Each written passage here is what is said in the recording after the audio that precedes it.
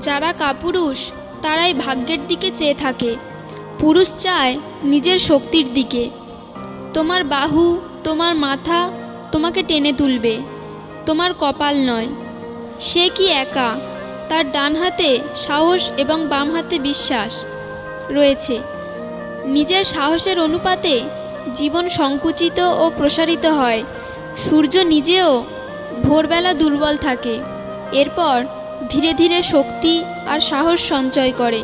আপনি শুধুমাত্র শক্ত ও সাহসী হন, তবেই আপনি আপনার পথকে সমৃদ্ধি করতে পারবেন এবং তারপর একটি সুন্দর সফলতা আসবে। সাহস মানে ভয়ের অনুপস্থিতি নয়, বরং ভয়কে জয় করা। সে সাহসী নয় যে ভীতি অনুভব করে না, বরং সেই সাহসী যে ভীতিকে জয় করে। খুবই কম লোক এমন আছে যারা তাদের নিজের ভুলগুলি ধরার সাহস রাখে এবং সেগুলোকে সংশোধন করার জন্য যথেষ্ট চেষ্টা করে যায়। বড় হওয়ার এবং সত্যিকারের মানুষ হয়ে উঠতে সাহস লাগে।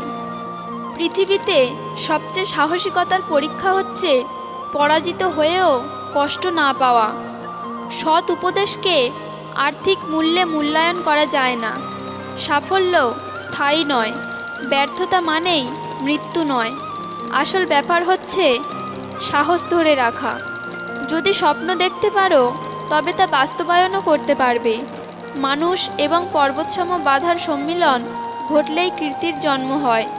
ভুলগুলি সর্বদা ক্ষমা যোগ্য, যদি সেগুলি স্বীকার করার সাহস থাকে।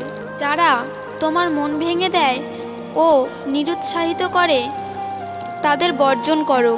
ওরা তোমাকে জরা ও মৃত্যুর দিকে নিয়ে যাবে।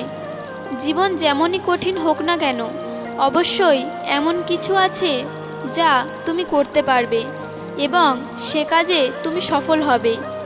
জীবন বিস্ময়কর হতে পারে যদি মানুষ একা আপনাকে ছেড়ে দেয়।